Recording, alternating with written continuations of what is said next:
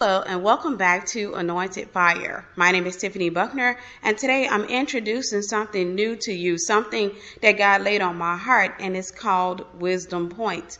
Now, Wisdom Points is just God giving me random truths, things that I've learned over life or things that the Lord just drops in my spirit, and I'm sharing those pointers with you and elaborating a little on each pointer. And today I want to give you 8 different wisdom points for single Christian women, and I know that it's going to bless you. Now, before we go forth, I want to come out and say thank you once again. I know you've heard me say it before, but it's not a small deal for me.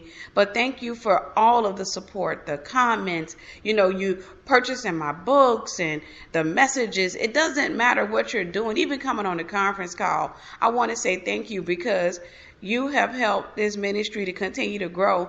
And I just thank God for you. I thank God for even counting me, not worthy, but just saying, I trust her. I'm going to give her this assignment because I trust her. So I'm determined not to let him down.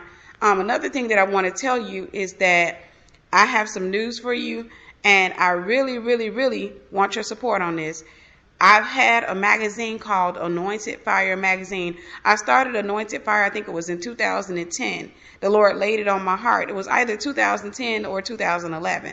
But anyhow, I started Anointed Fire magazine back then, and I had a few issues because I can't say that it was so much the writers. I think now when I look back, I can honestly say the issue was I didn't come down and put those rules in place and really enforce the rules, and I just started to allow the thing to overwhelm me. One of the things I've learned is that anytime you run a business, you run a magazine or anything like that, it can become overwhelming if you don't have rules in place, and at the same time if you don't enforce those rules. But anyhow, I got a trademark for it, and I've been doing a lot with the magazine in the past, but I kind of closed the magazine. The website is still open, but I closed the magazine some time ago. I tried to relaunch it, but there was a relaunch. I think I tried to relaunch it back in like 2013, maybe 2012.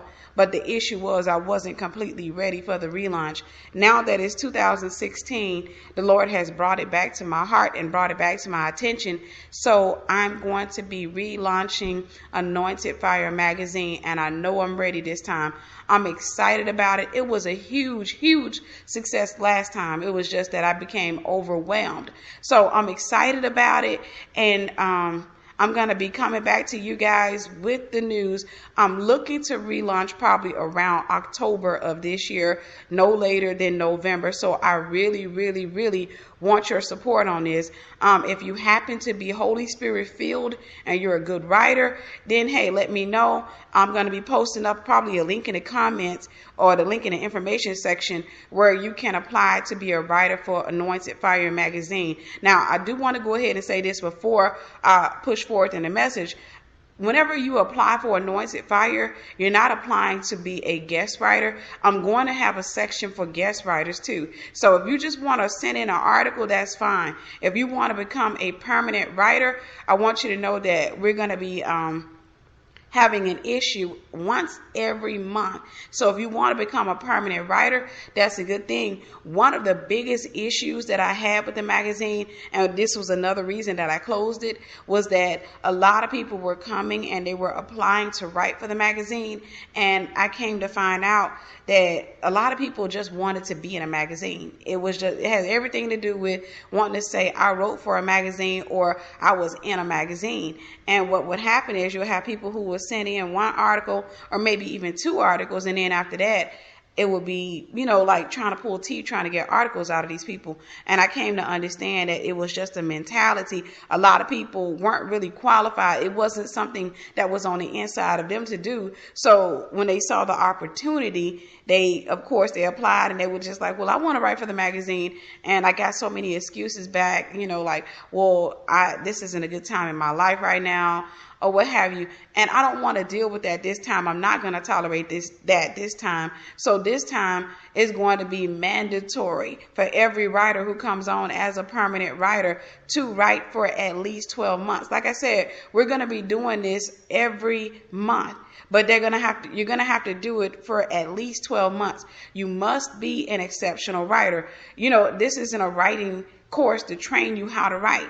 This is a thing where people are coming out and teaching. You're going to be teaching God's people. And one thing we can't do is afford to, have a bunch of people coming in and they're just sitting in little half articles, and it's a struggle for them to write. And that's one of the things too I learned, is that whenever you're dealing with somebody who's not really called to write, it's really hard for them to come out with 500 words or more. That was the thing I would tell the writers to, just write a 500-word article. And, that's a half a page, or probably just a little over a half a page in a Word document.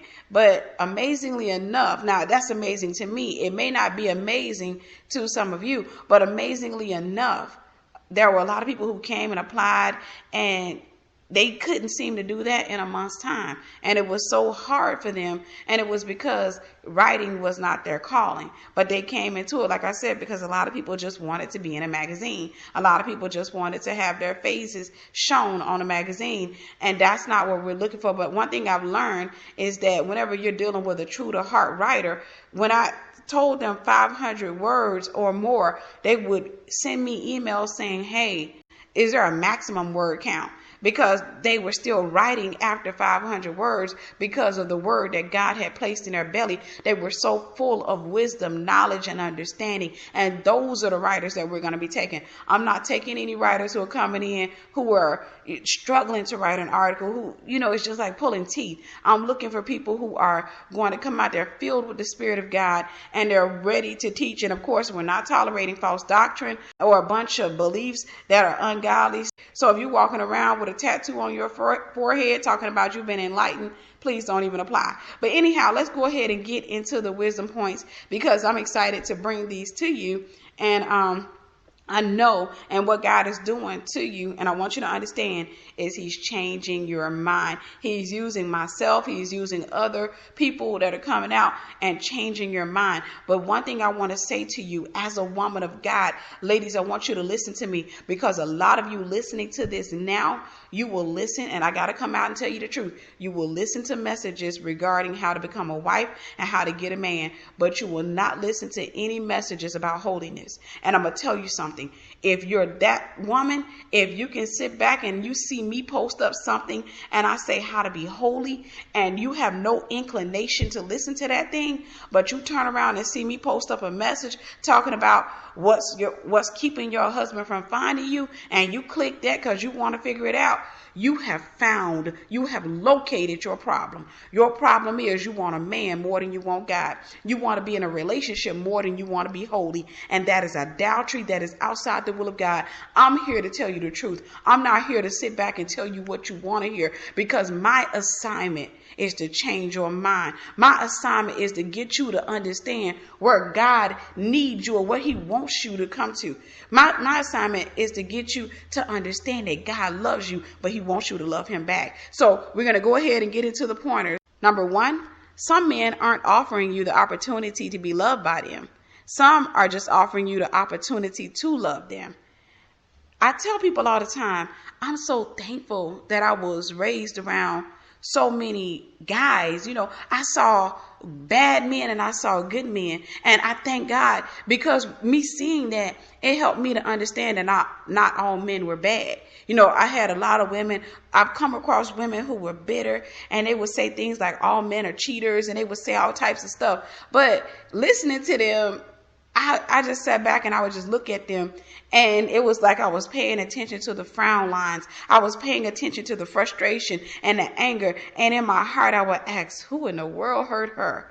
Even when I was young, that was my question. Who in the world hurt her? So I couldn't receive. However, me being raised around good men and bad men, I can tell you a lot about bad men. Because I'm going to tell you, ladies, I sat in the midst of them. I was related to a lot of them. Or, I would hang out with some. I remember I was living in this neighborhood. A large majority of the girls in that little area had slept with one or more of those guys. But the guys had got to the point where, because they weren't sleeping with me, and because I wasn't, going, and they knew they weren't going to sleep with me, they got to the point where they started to release information about how a man thinks, and they would tell me, yeah, I'm gonna go over here and do this to her. Yeah, she looked like she easy. And I started paying attention, and I learned, not just from them, but from a few relatives and family friends, but from them too.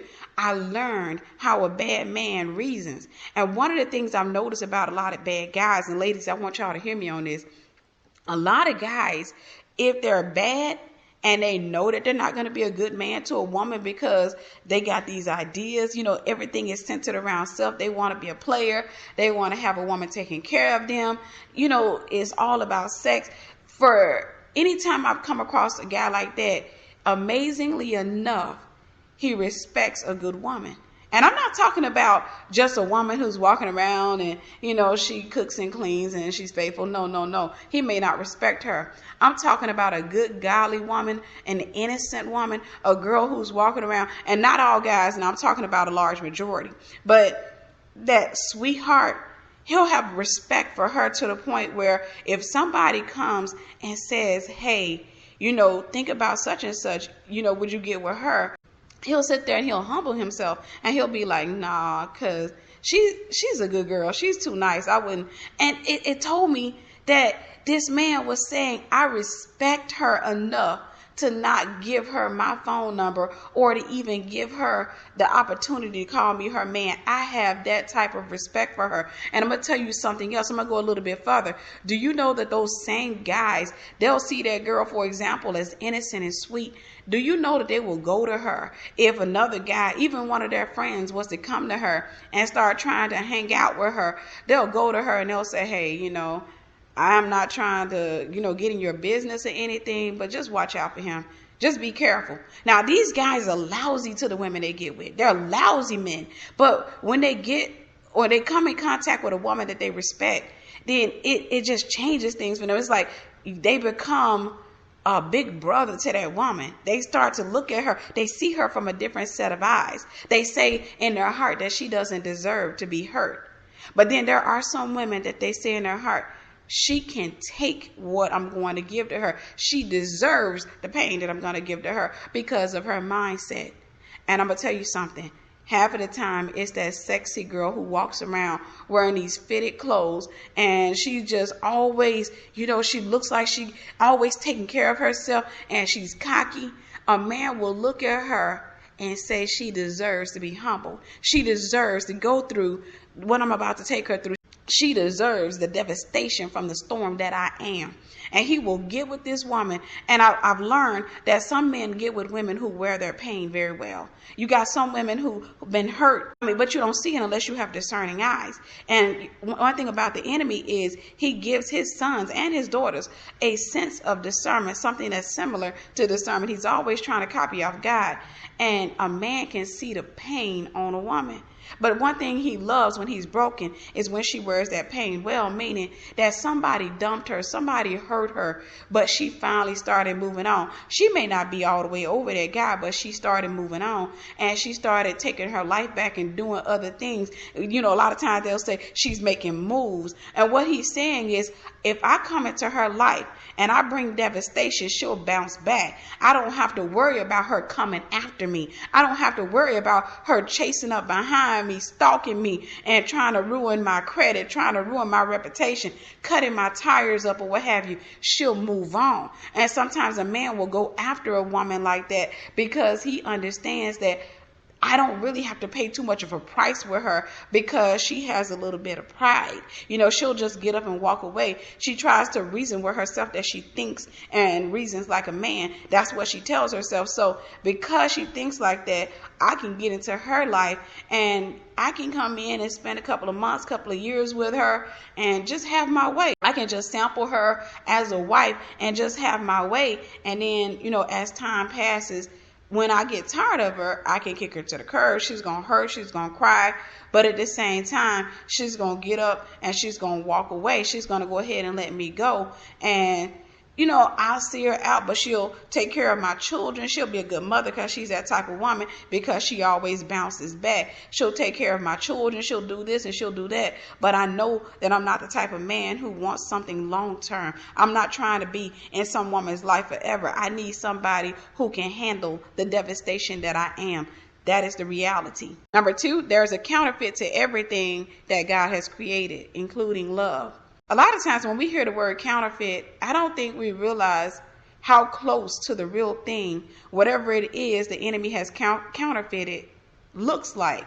You see, whenever somebody counterfeits money, they make money to look exactly like the real thing. They don't want you to be able to hold it and tell the difference between a dollar bill versus a fake dollar bill, or $100 bill versus a fake $100 bill. They want to be able to deceive anyone they give that money to. So I want you to understand that the enemy does the same thing.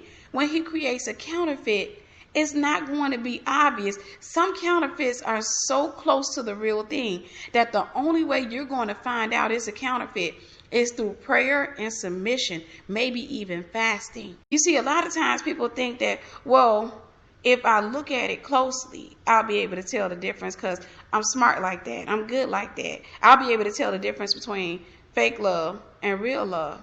And I'm going to tell you one of the greatest deceptions, and this is what the Lord told me a while back, is that the average woman and man, of course, cannot tell the difference between fake love and real love because the person who's offering it to them thinks that they're giving that person love.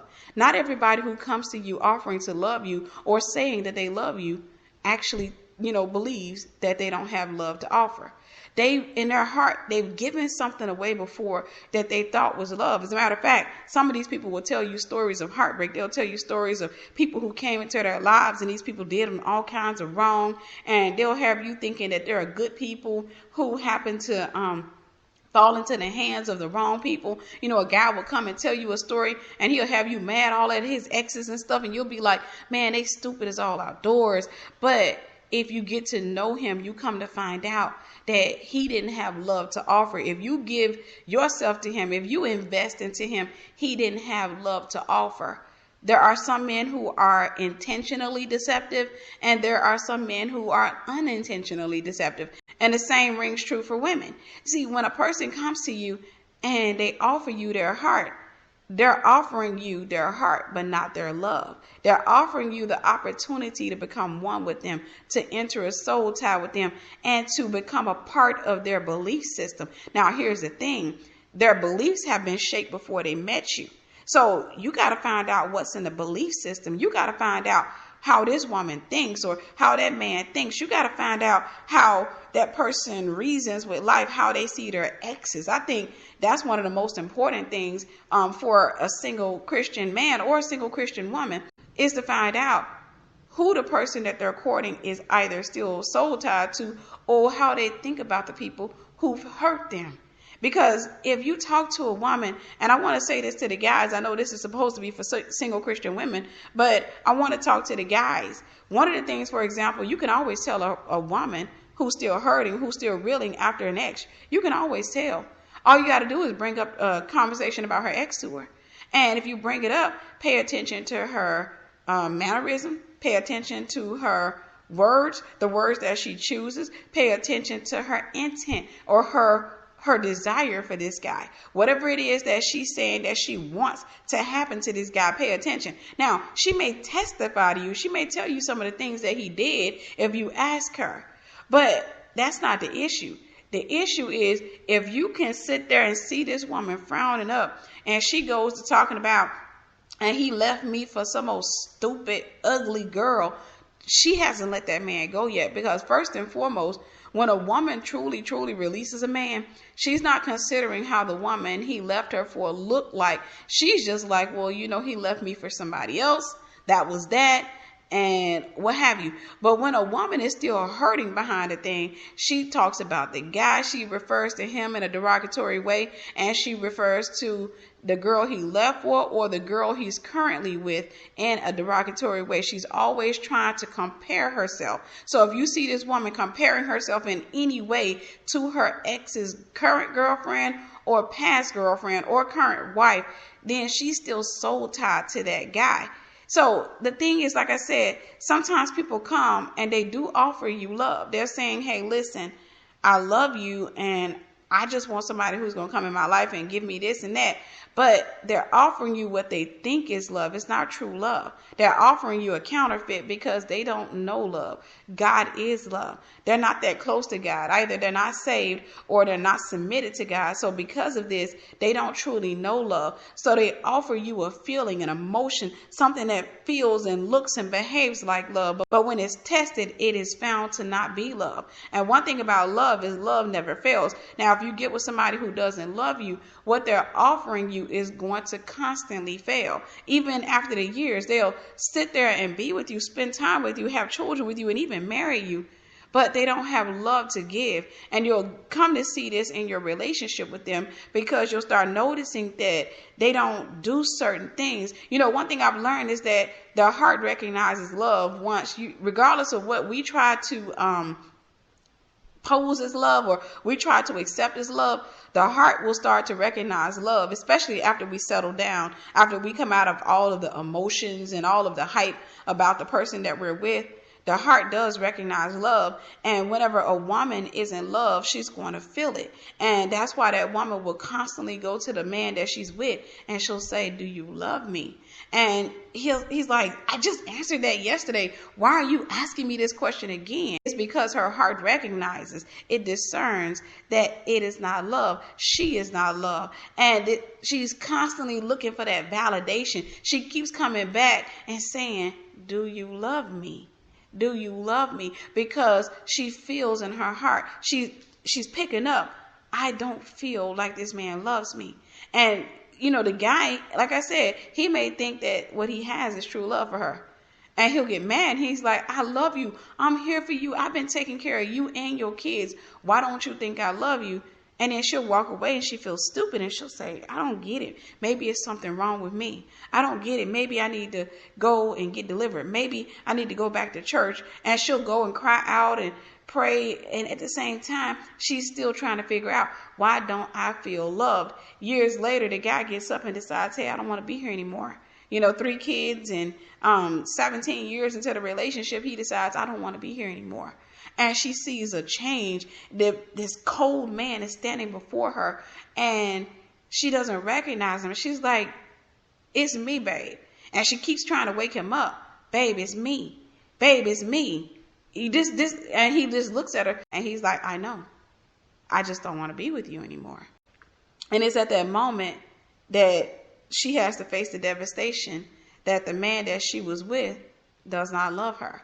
And I think at that point is when he comes to the reality that he doesn't love her. A lot of times a man will come to that reality probably about a few months or a few years before he truly exits a relationship. You know, some men will stick around and try to make it work because they feel like, well, I have invested in this girl and I can come to love her, but it's just her ways. It's just this and it's just that. He'll find reasons to say that, you know, why he doesn't really truly love her, and he will try to stick around and try to make something out of it. But eventually he comes to the reality that he doesn't love her, and because he doesn't love her, he's not happy. So you got to understand that he has to get to know love first to know what love is. God is love. He has to go and get submitted to God, and then it has to become this thing where he loves God so much that he is willing to walk in purity, that he's willing to submit himself to God, and not only willing, but he's doing it because he fears and loves the Lord. And then when he finds you, he has love in him for God. So he has love in him, period.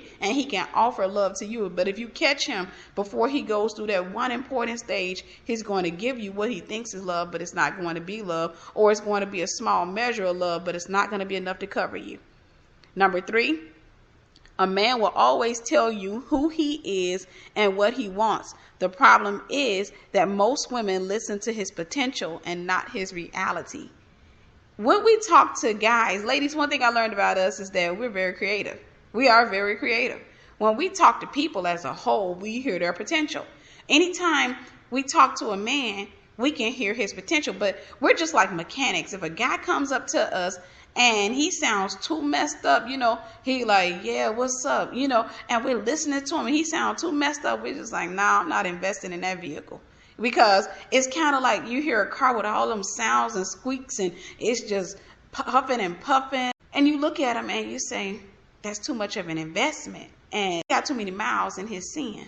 It's just not a good investment. So whenever we're dealing with a guy like that, we'll just sit back and we're just like, no, thank you. However, we'll come across a man and we look at how shiny he looks on the outside. And then whenever he opens his mouth, his motor, the heart, it sounds good to us. We say, it's not that messed up. And we see a few dents here and there in the heart and we say, he's not that messed up. He's really a good guy. He's handsome. He has a good job. He's this and he's that. And we start looking at the benefits to having him. But I want to tell you something, ladies. I want you to remember that a lot of us don't do well on the car lot. It is always good and is always advised that we take a man with us whenever we're searching for a used car. And the reason is because oftentimes we'll check out the outside and we'll think, okay, it looks good. Then we'll crank that thing up and we'll take it for a test drive and we'll be like, well, it drives good. But you get somebody with you, especially somebody who knows cars, somebody who has worked on a few cars before, and I'm talking about your pastor. You get you somebody who loves and fears the Lord, and he can get under the hood of that car, and he can come back and tell you, don't buy that car. Don't buy that car. See, this right here shouldn't be hooked up like this. And this right here is about to go out. This car got too many miles on it. This car got this issue and this car got that issue. But a lot of times we try to do things on our own. And what we do is we'll go out here and we'll try to get into a relationship with somebody. And like I said, we'll see the potential of the guy and not his reality. And then when we get caught up in his potential, we start trying to work on him. We start trying to change him. And one thing I've learned is that anytime you come across a man and you try to change him, you begin to offend that man. Now, a lot of men who are out of order, who are not submitted to God, they'll tell you in the beginning, oh, well, a good woman like you can probably help me to become a better man. So he's saying, you can probably change me, but that's not the reality. Men don't like women to come into their lives and try to change them. That's the reality. Men don't like a woman to come in and tell him how to think, how he ought to dress, what he ought to be doing. He wants to take the lead. He wants to be able to take her out to different places and show her off and, show her a good time based on what he knows. But most men don't like it, like I said, when a woman comes in and tries to tell him, show him a different way, because she's taking the lead and he recognizes that it's out of order. So he starts to feel emasculated, and rightfully so. So you got to understand that if he's not submitted to God, you got to stop looking at his potential and start looking at the reality of him. A lot of women marry the potential of a man, but they divorce his reality. And whenever you get into that type of situation where you're trying to get with a man based on his potential, then you come in trying to become a mechanic of sorts, and you have no experience and no training. The experience that you have is with other broken people that you came in contact with, and you broke them even further, or they broke you. Now, I can tell you, I did that a few years ago. I did that some years ago. I think it was probably 7 or 8 years ago. I went to a car lot in Mississippi, and I saw a beautiful black Mustang convertible. And I sat back and I said, man, I like that convertible. And I don't remember what the price was, but I think I paid like $1,000 for it. I don't remember. But the man was telling me that, all it needs is about $300 to $500 worth of work. He was just listing things off that was supposed to be wrong with that car, what have you. So I thought to myself, wow, so this is a really good investment. I can get this car and I can take it and put a little bit of money into it, and then I'm going to be riding around in me a nice little convertible. Back then, I had an obsession with convertibles. I wanted a convertible so bad. And I purchased that car, but it didn't run. And I had it towed from the shop, and it was at one of those shops that you cannot get your money back. It was sold as is. But I had it towed from the shop, and the mechanic came and got it, and I'm thinking to myself, okay, I just paid this man $1,000, and I was living paycheck to paycheck. I was thinking to myself, okay, so all I have to do is wait 2 weeks. It's going to probably take him a week or two to finish fixing the car. I'm going to wait a couple of weeks, and then I'm going to take my paycheck and go down there and pay for the car, and I'm going to drive off in my brand new car. It was new to me anyhow. And when he got the car that man looked at the car, and I went to a mechanic's house. He looked at the car, and he went to listing off a bunch of stuff, but it was thousands of dollars in work that car needed. And I was sick to my stomach, and I said, no way. I can't afford that. If I was going to do that, I would have just went ahead and dished the money out, because back then, $2,500 would have got you a good car. So I was thinking to myself, if I was going to do that, I should have just went ahead and went somewhere and paid about $2,500 or $3,000 to get a good car. I could have just put my money up and started saving it or what have you. So after he told me his price, I got frustrated, and I talked to another guy, and he was like, nah, it sounds like he's trying to get over on you. And I had the car towed from that man's house and taken to that other guy. That other guy went under the hood, and he looked at it, and he was like, nah, it's going to need this, and this. And then it was a whole lot. It wasn't as much as the first mechanic, but it was still too much money. And I was just so sick to my stomach. I was so frustrated. Not to mention, I was having to pay them fees for looking at it. I had to pay a fee for having that car towed. And I sat back there, and I was like, I told him, I said I couldn't afford it. So I ended up telling him, you know what, there's nothing I can do. And I let that car probably sit over there about 2 weeks. I don't remember. And then he offered to buy it from me. He said, well, me being a mechanic, I can get the parts and, cheap, and I can put it on myself. He offered to buy the car from me for about $500. Now, mind you, if I'm thinking right, I put about $800 to $1,000 purchasing that car. Not to mention, I had that car towed. I paid mechanics for looking at it. And here it was. All I could get was $500 for the car. I ended up selling him that car for $500. I ended up taking a loss because I was too busy looking at the potential of the car and not the reality of it. And that's what a lot of you do when it comes to men. You look at the potential and not the reality, and you end up paying out a lot more, but eventually you got to walk away from that man. You invest all of your time, your energy, you invest pieces of yourself into that man. And then months later or years later, you have to stand up and declare the word of the Lord. You have to finally say, it is not good to be unequally yoked with an unbeliever. You come up for air, and you're like, you know what? This isn't working. I thought I could work on this guy a little bit more. I thought I could change his mind and his heart. See, I thought I knew what was wrong with him. And that was the thing with their car. The man had listed, the person that I bought it from, they listed, the shop that I bought it from, they listed 1 or 2 problems they claimed was wrong with the car, but they didn't tell me everything. And see, that's the thing. The enemy will show you 1 or 2 things that's wrong with a man and make you think that you can fix him, or make you think that you can take him to church and your pastor can fix him. And you'll sit back and say, well, he's actually a pretty good investment. And then you turn around and you take this man and you get in a relationship with him, and you working year after year, argument after argument, tear after tear, trying to change him, constantly trying to tell him how he ought to be and the benefits of serving God, the benefits of having you in his life. And you're constantly telling him, I'm a good woman. I'm a good woman. Listen, I learned a lesson a long time ago, and that is, if you got to tell a man that you're a good woman, he's not right for you. But you're steady telling this man, I'm a good woman. Any other man would be happy to have me. You don't know how to appreciate me. You're telling him the truth. You're telling him that you're a good woman, but see, you're not good enough yet because you chose him, which means that you weren't ready, which means that, even though you may be a good woman, you're not good enough for your husband yet. So God wants to change your heart and your mind. So stop talking about I'm a good woman and let God work on you and put you out on a lot, so the man who can afford your hand will come and he can get you, and he doesn't have to go under the hood of your heart and try to fix you. And you don't have to try to go under the hood of his heart and try to fix him. God brings 2 whole people together. He doesn't bring 2 incomplete people together. 2 incomplete people make a complete mess. Number 4, breaking up with a person is hard, but breaking up with the plans that you had for that person is even harder.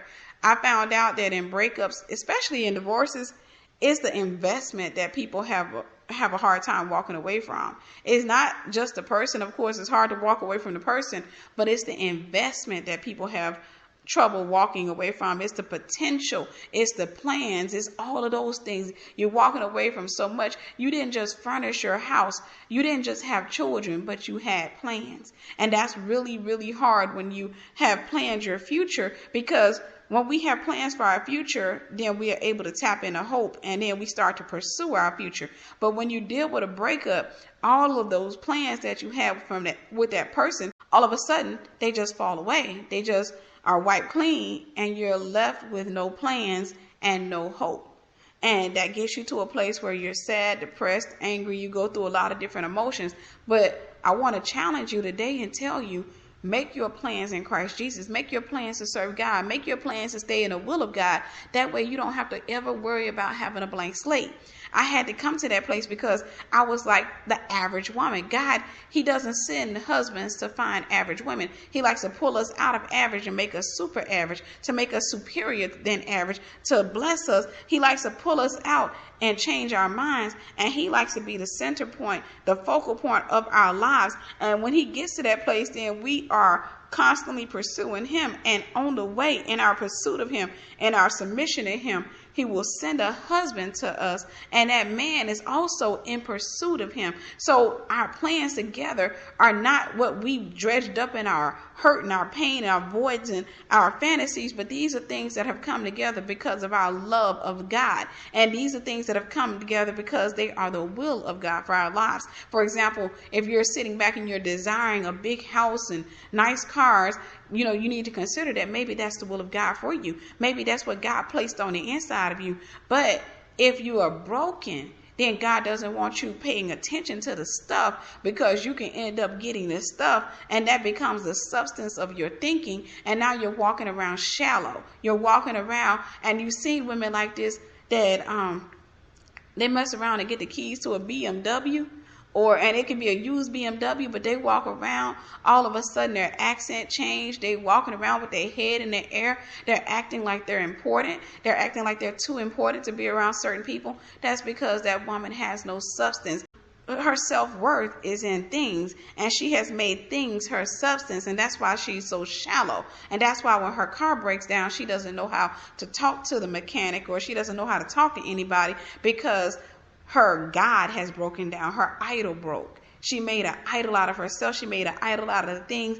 So you got to be careful that you don't place value in the wrong things. If you place value in the wrong things, whenever those things break, you're going to take it a lot harder than the average person. At the same time, if you place too much value in a person, if you make them your focal point, and you're pursuing them, and you get married, and you're constantly trying to hold on to the marriage, fix the marriage and all that, and you're not pursuing God, then you're going to have a whole lot of plans, and those plans are going to be built up on the foundation of idolatry. And whenever y'all start breaking up, it's going to hurt more than it hurts another woman. A woman who didn't make an idol out of a man, she'll hurt and she'll go through the pains, and she may even have what I call crazy days during the breakup. However, she'll sit back and, she'll get past it. She'll start praying and pacifying her way past it, because God is growing her. God is changing her. But when you're dealing with a woman who's made an idol out of a man, a breakup, and even the threat of a breakup, is enough to make her want to take her life. It's enough to make her want to take his life. It's enough to make her not want to even go on. She just looks at life from such a dark place, because she has to break up with the plans that she had for that man. And that's all she had. That was her substance. So be very careful that you don't make a man your everything, and you don't make things your everything. Let Christ be your focal point. Number 5, one of the things that may be holding you back from the future you've been praying for is the people you're trying to bring into it. Ladies, this includes those friends of yours, those people you have, on your side that you talking to every day, and you calling your homegirl your best friend, and you talking about how much you love her, and you don't even realize that you're investing into somebody who the enemy has sent to hold you back. And I said it, that's the truth. A lot of women find themselves investing into people who the enemy has assigned to their lives to keep them from going forward. And I want to tell you, one form of bondage that the Lord taught me about is when a friend feels like she owes another friend something. She's been doing this for me for years. She's been here for me for several years. She stuck by my side when I was hurting, and she did this and she did that. And that's people bondage. So she gets to the point where She doesn't want to move forward. She doesn't want to advance because she knows that that means that she has to leave that friend behind. Do you know that there are women who actually stay in cities and states because they don't want to leave their friends, even though they can go to another city or state and make far more money than what they're making? Because they are in people bondage, they refuse to leave their friends behind. They will sit there and talk about, well, all of my loved ones are in this place. One thing I learned about God is that sometimes he'll take you away from everybody that you know. He'll treat you like Abraham. He will take you from amongst your kin. He will take you from amongst the place that you're familiar with and put you in an unfamiliar place. And then he'll use that opportunity to bless you. And sometimes he's doing that because the folks that are surrounding you are devils, are demonic assignments. They've come into your life to hold you back. And you don't know who these people are until advancement is on the horizon. God's will for you starts to show up, and they see that thing coming, and these folks start manifesting. They start talking about you. They start ridiculing you. They start trying to punish you. They start pushing little buttons that they pretty much kind of set up in your life to move you. They start playing games with you because they weren't in your life to be a blessing. And you can't tell them that because they don't know it. They just think that, well, I was your friend as much as I thought I could be. I thought I was your friend. I was this and I did this for you and I did that for you. But yet still they weren't happy for you. They couldn't celebrate you. They were there to only hold you back. So a lot of times, like I said, you got a lot of people who have great futures, and God may have told, for example, you to move to California, or he may have told you to move to Georgia. He may have told you to move to Florida. He may have told you to move to a different state. But because you are so loyal to the friends, you have become disloyal to God, and you're sitting back and trying to hold on to the people, and you keep trying to take them with you. You keep trying to convince your friends to move to California with you. And you keep telling your friends about all that, God laid on your heart, and you trying to drag these people with you, and God did not assign them to come with you. He didn't assign them to your life in the first place. There's a possibility that those are friends that God did assign to your life for a season, and the season is up. And now you're refusing to walk out of one season and prepare for the next because you're too busy trying to hold on to those friends. And that's why the things that you've been praying for are not manifesting, because you're still standing behind and you're not allowing God to move you into the new season. You're standing behind and trying to hold on to people that God is calling you away from. Number 6, the average single woman's desire to get married has nothing to do with what she can do for her husband, but more so what he can do for her. Ladies, I know sometimes women want to hear all of these rebukes about how men are no good, men are this, and that's not true. God told me about guys. He said the good men, the good godly men are hidden, just like good godly women. Have you ever noticed that most of the godly men that you see are men that are married? Most of the godly men that you see that you look at and you say, he's handsome, man. He loves the Lord and everything. Either he's married, he's in a relationship. And if he's not married or in a relationship, chances are he's somebody that you're not interested in. It's like God is strategic. And then you may see the ones who are single, who do love the Lord. And then you'll see, and it's kind of funny to me, I see guys on Facebook, and y'all forgive me for laughing at you, but I got to tell you, I see guys on Facebook who are in ministry, and they may be young, single Christian men, or even middle-aged Christian men who are single. And you see all these women coming out and they liking this dude's status because they so happy to hear a man saying Jesus. And they all on his status and they commenting on everything that he writes. And they celebrating him and sharing his statuses, doing everything they can to get that man's attention. Not even realizing they got like 475 more sisters sitting there trying to get his attention as well. All these women are sitting back saying, hey, check me out. I love the Lord. I'm pretty. I'm decent. I'll be faithful to you. It's funny. I know I shouldn't laugh, but it is funny to see, because sometimes I can look at a guy, and I've seen guys who are truly anointed, seriously anointed. But, you got to realize that God is speaking to those guys, and he's going to tell them who their wives are. It's not going to be a thing where they're going to be like any, many, mighty mo, catch a sister by her toe. It's not going to be that unless he's just out of the will of God. If he just picks you just because you're cute, he's out of the will of God. So if he's truly submitted to God, then he knows to ask God for his help meet, especially if he's active in ministry. He needs help. He doesn't need some woman to come in and just be all cute and everything and talking about how much she can cook. He needs a help meet.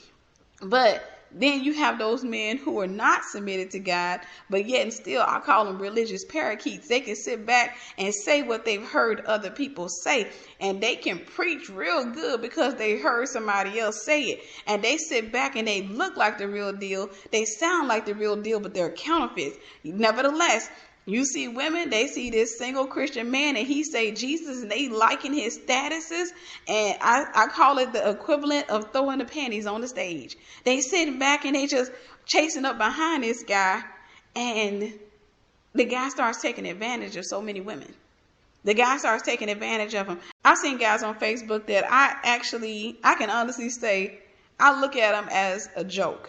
Because I've seen guys on Facebook that every time you look up, they with a different Christian woman. Every time you look up, they just posting up their new girl. Here go my new girl. Here go my new girl. And these women still chasing up behind them. And they're thinking, well, she was stupid. No, sweetie, he's not ready yet. God said he who finds a wife finds a good thing and obtains favor from the Lord. This man is still looking at women. Maybe he wants to get married, but he doesn't know how to find a wife. There's a different way to search for a wife than to search for a woman. A woman can be found easily. You can walk out the door and see a woman. You can get up and go to the club and see a woman. You can walk up in any church and see a woman.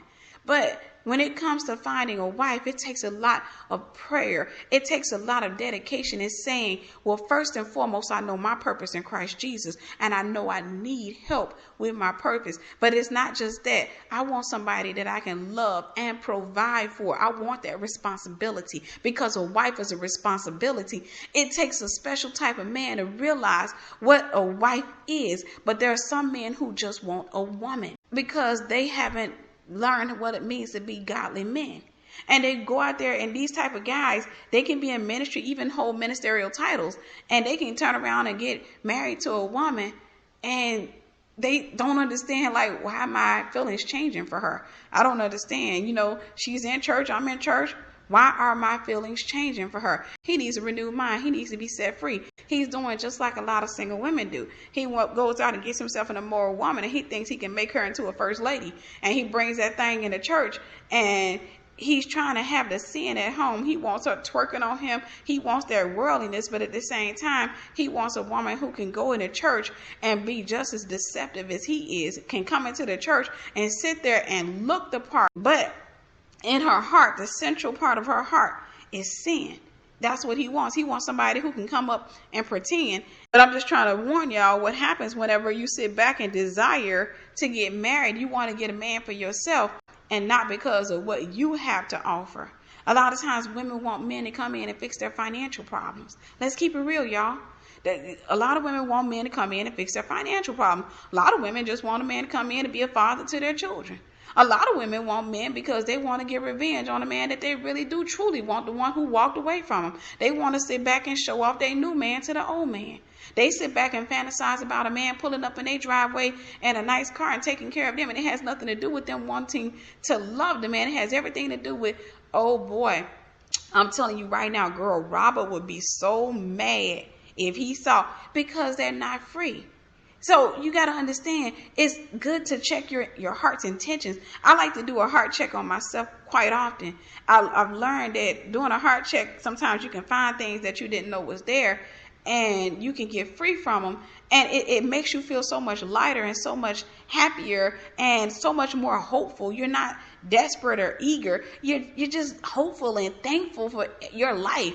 And that's what I like to do. Like I said, I like to do a heart check from time to time. I was posting up earlier about a heart check that the Lord had me to do. The Lord asked me, he started naming some people who had did some really bad things to me. Some people that I thought I couldn't forgive at one point. And he was, naming these people off, and he was asking me, do you think that person deserves to go to hell? And for every name that he came up with, I was like, no. And he said, why? And it came out of me because I loved them. And then it came out of me too, because they were just broken. They did what they did because they were broken. Then I started thinking back to the times when I was broken and some of the mess I did when I was broken and the people I hurt when I was broken. So I had compassion on them because God had compassion on me. I just didn't have that heart to look at a person and say, oh, you're guilty of hurting me. I look at a person and say, you were somebody that I brought into my life in my stage of brokenness, and I just didn't know any better. And that was that. Maybe I did something wrong to you. You did something wrong to me. Either way, it wasn't right. So I'm moving forward. I'm not going to look back. And I thank God for that revelation. I thank him for teaching me. But the point is, you got to understand that it's important for us to know the conditions of our hearts. That way you don't sit back and ask God to send you a husband, and then when he comes and he hits the intent of your heart to find out why you want a husband, and it started coming out, I need my bills paid. I'm so mad at Robert and his family for what they did to me. I want somebody to come in and show Robert up. My kids need a daddy. I need this and I need that. All of these things come out, and then at the bottom of the list comes love. And I want somebody to love me. At the bottom of the list. And then this man comes into your life, or, of course, God's not going to send his son into a situation like that, but you end up getting a man, and you end up taking that man through hell. And you think that he's supposed to stick around because you slept with him. You think he's supposed to stick around because he said, I love you. You get this man into your life, and he start noticing that you ain't over Robert. He start noticing that you constantly sitting back every time Robert called for his kids, you acting crazy on the phone. And then at the same time, you taking out your man issues on him. So guess what? A few years later and a few kids later, he decides, I'm out. I don't want to be a part of this anymore. This is a circus. So, it's always good, ladies, to do a heart check. That way you know what to take to the altar. And I want to tell y'all, too, one thing about God, you don't have to go to him and be afraid to tell him that you have unforgiveness in your heart. You don't have to be afraid to tell him that you're still angry with a person, because he already knows these things. He wants you to confess it to him so that you can acknowledge that it's wrong, and at the same time, you're making it a point to get set free from it. So it's good to go sit before the Lord and say, hey, here's my issues. These are some things, and it's going to feel weird at first because the enemy tries to convince you that God doesn't know, and he's like, what? Are you serious? So you're walking around here, you're going to church, and you're not forgiving. Oh, no. I can't. No, I'm not going to bless you. That's not the case. When you go before God and you say, God, I got an issue here and I got an issue there. And I'm telling y'all from experience, when you confess to God, you give him the ability to deliver you, to set you free, because you're taking what's on the inside of your heart and you're laying it on the altar. That's what confession is. I want you to see yourself reaching into your chest and pulling out a bunch of stuff in your heart that the enemy has placed there. And you're laying it before the Lord. And the Lord looks at that thing and he says, okay, thank you. Now what I want you to do is leave it right here and walk away from it. I'm going to give you peace. I'm going to fill you up. Ask me to fill you with my Holy Spirit. Ask me to fill you with my perfect peace. Ask me to fill you with joy. And I want you to walk away from what you just laid on this altar, and you're going to get tempted to come pick it back up. But I challenge you to just keep walking, regardless of what happens or how that person offends you. Keep walking. Number 7, most men love cars, so they either work on their cars or they invest into them. Most single women love the idea of having a man, so they work on their lovers and invest into them.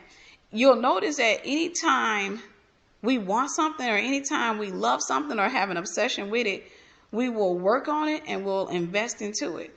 That's why a lot of times, ladies, we see ourselves in the mirror and we decide, I want to work on her. I want to work on the woman in the mirror. Now, it's not always the case of love. In some cases, the woman loves herself and she just really wants to shower, do nice things for herself. And in some cases, it's all about getting a man. But here's the thing. If you invest into a man, if you sit back and you become this human billboard, you go and you make yourself pretty. And you go and you try to do all these things to get a man. I'm going to tell you what a lot of worldly women do, and some women in the church. You go and you try to make yourself voluptuous and sexy for this man. You walking around with these fitted clothes on, and you putting on this lipstick to try to make your lips look plump, and you trying to look sexy because you want a man to want you. You want a man to stick with you. You want a man to love you. you're investing in the wrong thing.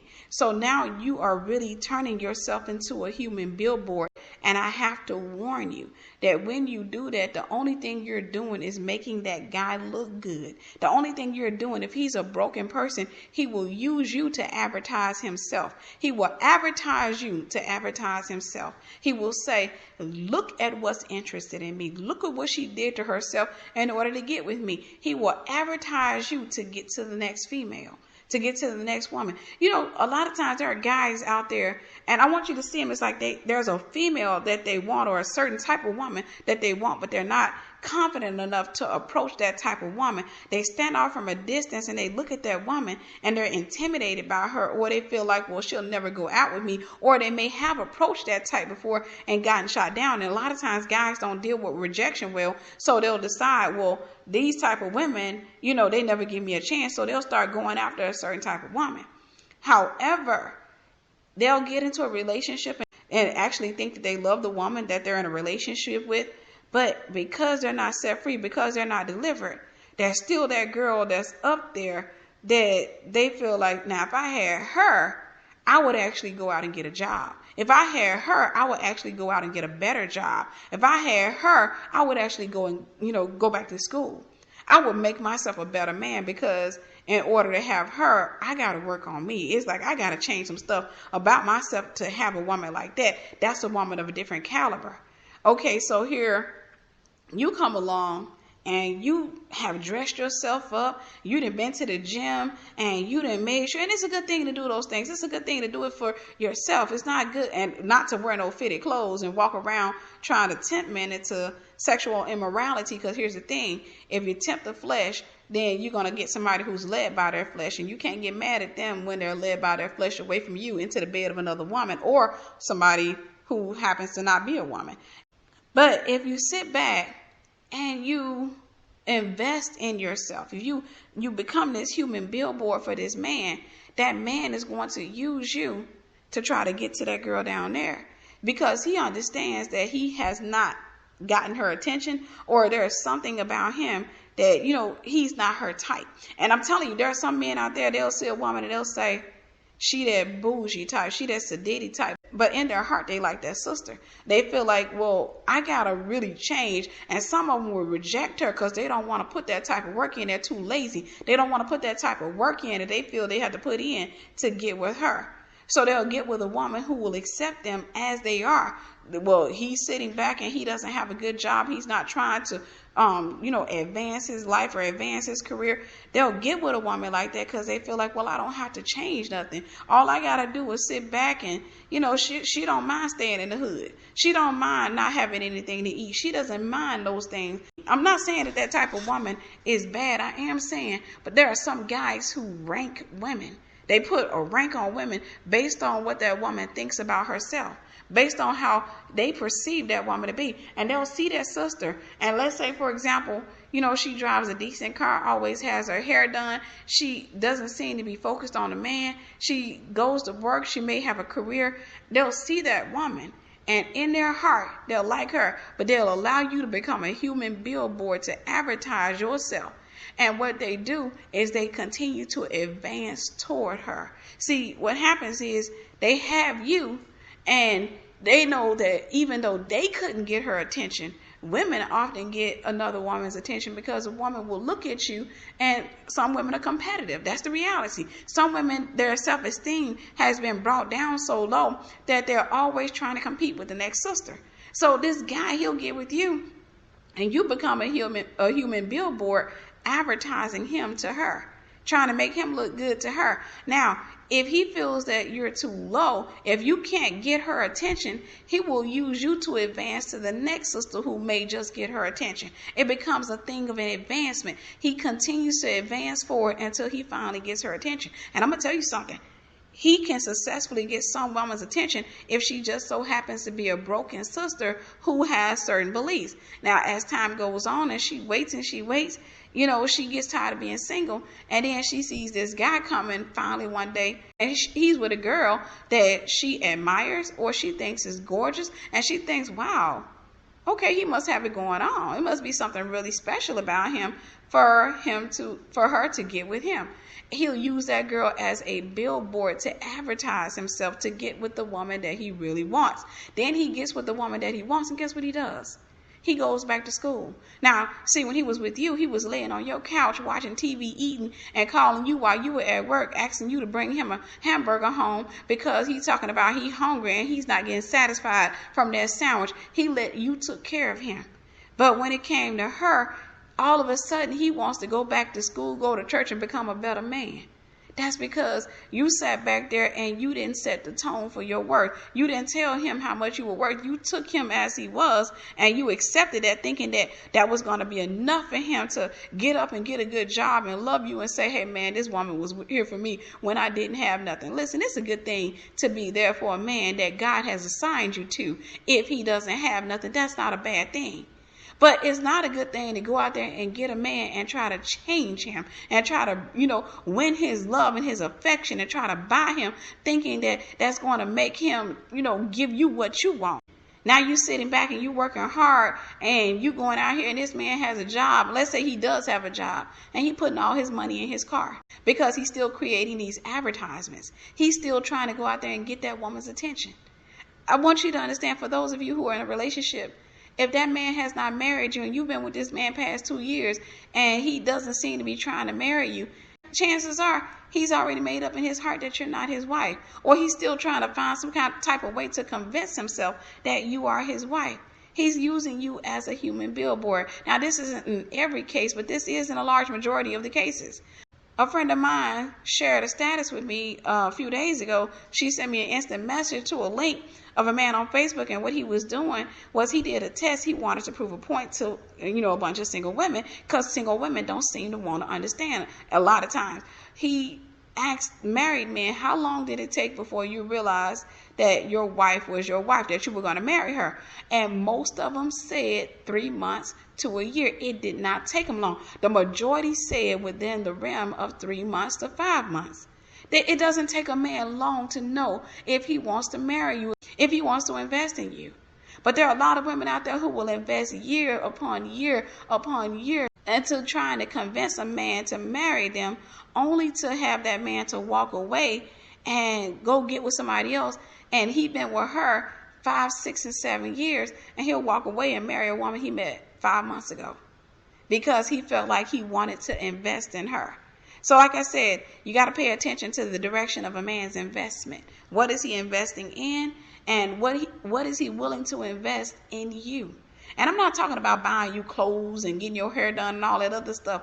I'm talking about, I've learned in my experience, in my life, I've learned that when a man makes it up in his mind that he wants to spend his life with you, when he makes it up in his mind that you are the wife type, he wants to invest in a future with you. You will hear him talking about a future with you. He'll even want to help you out. If he finds out that you're struggling in an area, he wants to take the lead. He'll start trying to come in and pay bills. And I'm not talking about sleep with you, because ladies, you got to be careful that you don't allow some man to come into your life who's willing to sleep with you without marrying you because he's trying to uncover you. He's not submitted to God. So I'm talking about, a lot of times you'll get a guy who'll come into your life. For me, for example, I had been in the world. And it doesn't matter that I was in the world. The fact of the matter is, I got a chance to see how men think. I got a chance to see how men reason. And one of the things I've noticed when I was in the world was that there were different type of men who pursued me. There was the men who, they wanted to play games. I would kind of catch them in the beginning, and I didn't waste my time. I only wasted my time, and it was a waste of time because they still weren't the right men. But I wasted my time with the men who were cleared. I mean, they were making an investment. And I'm talking about when I got into my 20s, not when I was like 18, 19. But when I started noticing that there were certain guys who were making an investment into being with me. It wasn't a thing where they were just coming in and trying to call me the girlfriend. They started investing. They were just like, do you need gas for your car? Do you need this? Do you need that? And, granted, I was living with my mom back then, so they couldn't offer to help me with any bills, but they would ask me, do you need anything?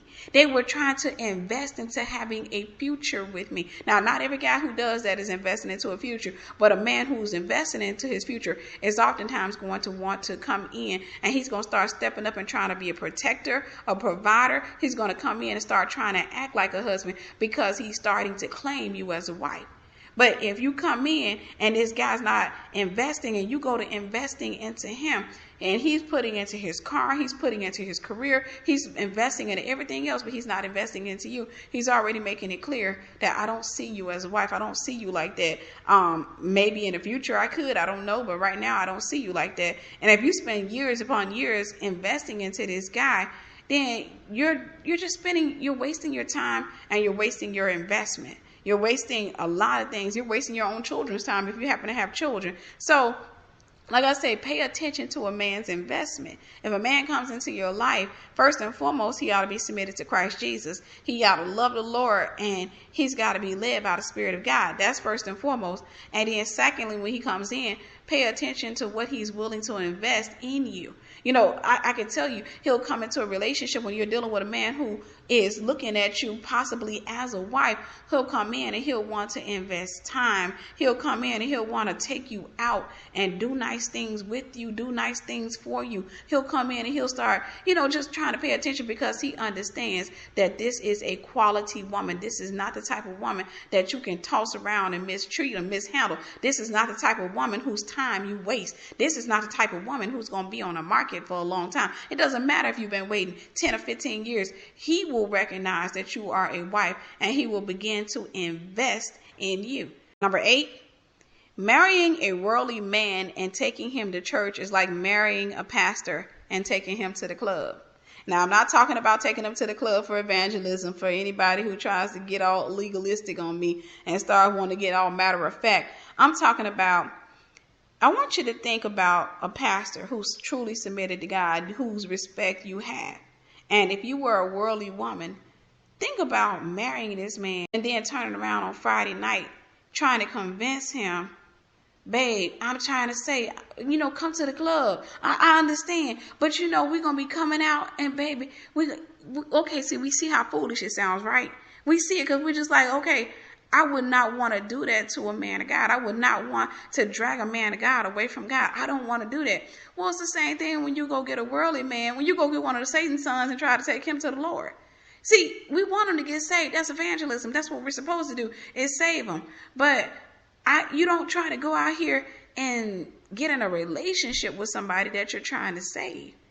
If I come across an unsaved man, my responsibility is to tell him about Christ Jesus. That's it.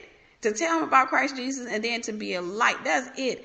Other than that, I have no assignment to that man. I am not going to try to take that man out. Now, granted, y'all know my testimony. I tried that before. And that's what I did. Trying to take a man and get him to Christ Jesus and win him for myself at the same time because of those fantasies. Ladies, like I said, we have a tendency to get caught up in our fantasies. Because of those fantasies, you have this idea that this man's going to be standing on the stage telling everybody, I was in the world when I met her, and she helped me to find Christ Jesus. And I tell you, this woman, she stood by me while, I was in the clubs and stuff. She was at home praying for me. And you know what? I'm sorry. I love that woman. And we look for that because we just like, yeah, see, I proved my love. That's the thing with women. We want to prove our love. That's why a lot of times women, we're not so interested in the one who's already put together. Because we don't have an opportunity to prove ourselves. But I'm going to tell you something. I'm going to challenge you. Do you understand that you don't have to prove yourself to the man of God? All you have to do is prove yourself to God, and God will tell the man of God that you are worthy to be called a wife. You don't have to do that. But when you're in the world, you got to prove yourself because you have so much competition. So you go out there and you get some worldly man and you start telling him about Jesus, all the while sleeping with him. And you wonder why he won't listen to your ministry. You out here trying to tell him about, I'm a woman of God. Yeah, and still, on Saturday night, he got you laid out. You're not acting like a woman of God. You're not behaving like a woman of God. So guess what? He sees you for who you are and not who you're pretending to be and not who you're aspiring to be. He sees you for who you are. And because he sees you for who you are, he's going to treat you according to how you treat yourself. I know, like I said, women, sometimes we don't want to hear these type of messages because what we want to hear is somebody come and tell us that, oh, we got it together and it's just some really bad men out there and all we have to do is just keep praying and God's going to send the right one and he's going to come and fix us and put us back together from what all them old other guys did. No, baby, you got to let God put you together while you still single. You got to go and submit yourself all the way to God, not partially. God told me one time, he said, people have certain parts of their heart that they submit to him, but there are other parts that don't submit to him. A woman will sit back and she'll go to church and she may tithe or give offerings or do whatever, and she'll go and she'll pray about certain things. But when it comes to her romantic relationship, she doesn't let God take the lead. She takes the lead in the romance area, but she calls upon the name of the Lord when it's not going right for her.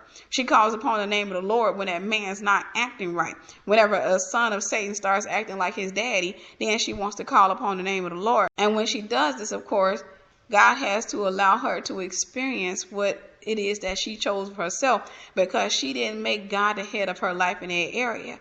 You know, sometimes people say Jesus Christ is Lord. Lord means master. When you have a master, somebody you call a master, you are a servant to that person. That means you're supposed to serve them.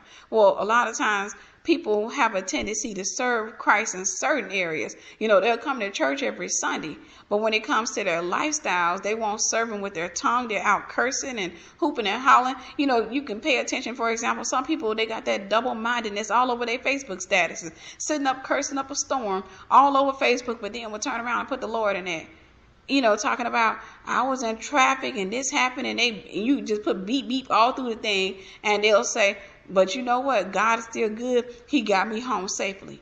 And you're sitting there and you looking like, and they actually working with that mind. They're having a walk. And see, that's how the enemy does, is this person has been deceived. This person thinks that by saying God, that God is going to be pleased. At least I'm acknowledging you. So anyhow, I want to read to you a status that I posted up the other day, and prayerfully it blesses you. And the status reads, the problem is most believers claim Jesus Christ is their Lord and Savior, but in truth they want him to be their Savior, but not their Lord. The word Lord means master. It is the one you serve, the one you submit to.